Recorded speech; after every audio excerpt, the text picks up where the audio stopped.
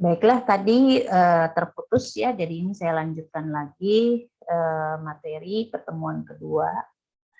Tadi kita sudah sampai kepada bagaimana mengidentifikasi sifat-sifat dari materi. Ini adalah bagan yang bisa digunakan untuk Anda mengidentifikasi sifat-sifat materi. Apakah itu termasuk pada sifat kimia ataukah sifat fisika? Kemudian apakah kalau sifat fisika itu termasuk pada sifat intensif ataukah sifat ekstensif ya. Jadi dengan menggunakan bantuan bagan ini Anda bisa membedakannya. Saya lanjut pada ini tinggal beberapa slide lagi ya. Kita lanjut kepada pemisahan campuran. Jadi pada pemisahan campuran, tadi kan kita sudah menjelaskan bahwa campuran itu merupakan gabungan dari berbagai senyawa atau bahannya secara fisis penggabungannya. Karena dia penggabungannya secara fisis, misalnya hanya dengan cara diaduk, dilarutkan, ya, maka dapat dipisahkan kembali secara fisis juga. Nah, cara pemisahan campuran atau metode untuk pemisahan campuran ini ada metode filtrasi, evaporasi, destilasi, ada kromatografi, kristalisasi, rekristalisasi, dialisis, dan elektroforesis ya. Nah, filtrasi ini yang biasa dikenal dengan penyaringan ya. Filtrasi itu dikenal dengan penyaringan.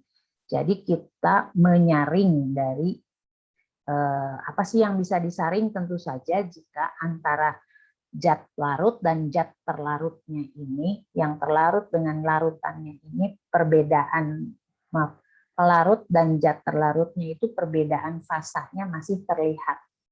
Misalkan mencampurkan campuran dari kerikil dengan pasir, itu kan perbedaan fasanya terlihat, atau ada residu, ada endapan yang kita ingin pisahkan dari cairan.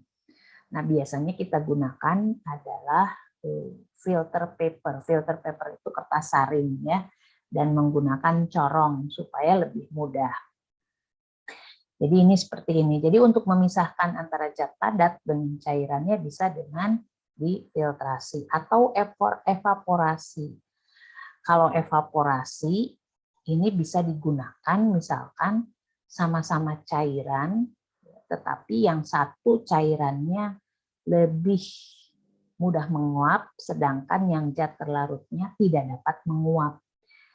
Contohnya nanti itu misalkan memisahkan garam ya dari air laut, itu biasanya dengan evaporasi ya. Oke. Berikutnya adalah destilasi. Ini kalau bentuknya cair dengan cair. Prinsipnya apa dari destilasi ini?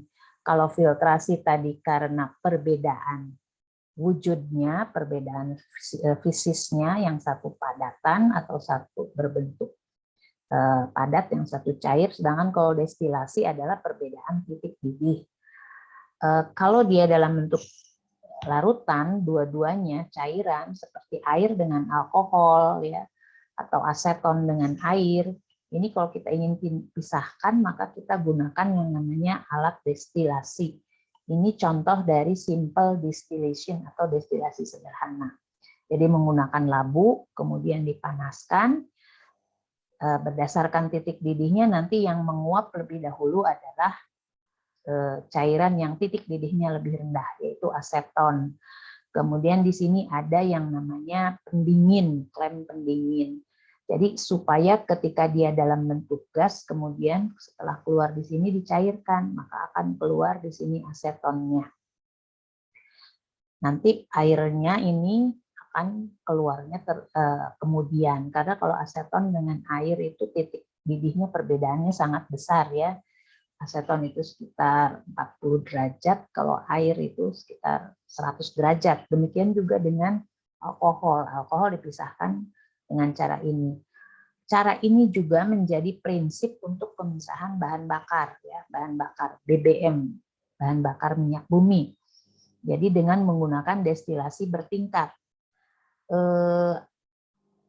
Minyak bumi itu dipisahkan dengan menggunakan pemanasan seperti ini dalam tanur tinggi. Ya. Jadi ini namanya destilasi bertingkat. Yang terlebih dahulu keluar, ya, yang terlebih dulu keluar tentu yang titik didihnya lebih rendah sampai ke yang padat. Ya, yang padat itu residunya, residu dari minyak bumi itu yang sering disebut dengan aspal. Ya. Ini contohnya mungkin waktu SMA sudah pernah belajar mengenai destilasi bertingkat minyak bumi. Kemudian kromatografi. Kromatografi ini biasanya untuk memisahkan.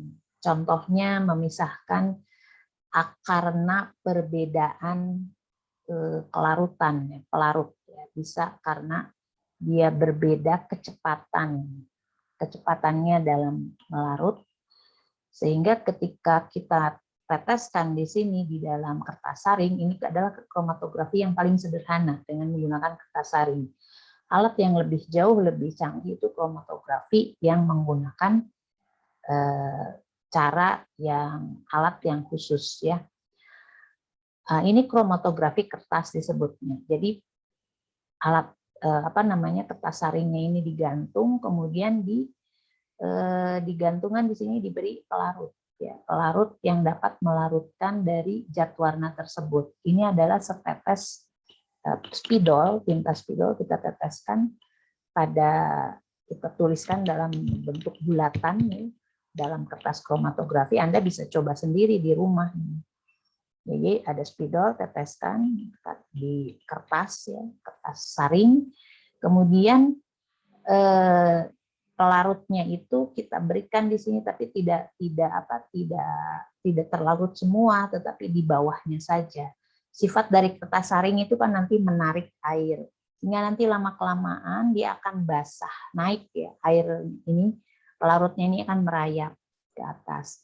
Nah, ketika airnya ini merayap ke atas pelarutnya, maka tinta dari tinta ini yang tadinya berwarna hitam akan terpisah-pisah, ya, sesuai dengan warna-warna aslinya. Jadi kalau warna aslinya itu adalah hitam, itu adalah campuran kuning, merah, magenta, biru, ya, seperti pada tinta printer, nanti dia akan kembali menjadi warna-warna yang aslinya, seperti itu, ya. Nah, ini yang tadi saya sebut pemisahan garam. Jadi kalau pemisahan garam awalnya evaporasi, namun lama-kelamaan kemudian karena garam yang diperolehnya itu tidak terlalu baik, ya, masih kotor, maka biasanya dikristalisasi, ya, dilarutkan lagi kristal garam yang sudah hasil evaporasi itu dalam larutan dalam air panas, ya, dalam air panas, kemudian yang residunya dipisahkan, atau bisa supaya lebih murni adalah menggunakan cara rekristalisasi.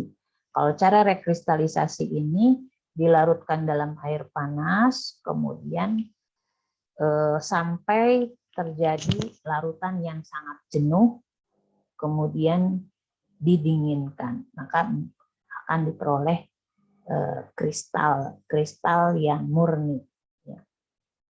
Contohnya rekristalisasi asam benzoat seperti ini, ya. Kemudian yang terakhir, bukan yang terakhir, dialisis, ya. Dialisis ini adalah salah satu cara pemisahan yang digunakan untuk memisahkan darah kotor, ya. Ketika fungsi ginjal dari seseorang, ya, seorang pasien itu tidak berfungsi, maka dia perlu menggunakan alat yang namanya hemodialisis. Secara alami ginjal adalah alat untuk menyaring, memisahkan antara darah yang tercampur dengan racun hasil metabolisme, secara alami disaring oleh oleh ginjal. Nanti sisa racunnya itu akan keluar lewat urin. Nah, namun ketika fungsi ginjalnya ini bermasalah karena berbagai sebab, maka perlu dibantu dengan alat yang namanya hemodialisis, ya, seperti ini. Nah, ini juga salah satu cara pemisahan. Cara pemisahan lain yang lebih canggih adalah elektroforesis. Ini biasanya digunakan untuk memisahkan protein. Protein itu merupakan gabungan dari berbagai macam asam amino. Ya. Nah, ini dipisahkan dengan menggunakan medan elektrostatik. Jadi nanti dipisahkan campuran asam protein tersebut. Ya. Demikian materi yang sudah yang materi untuk pertemuan kedua.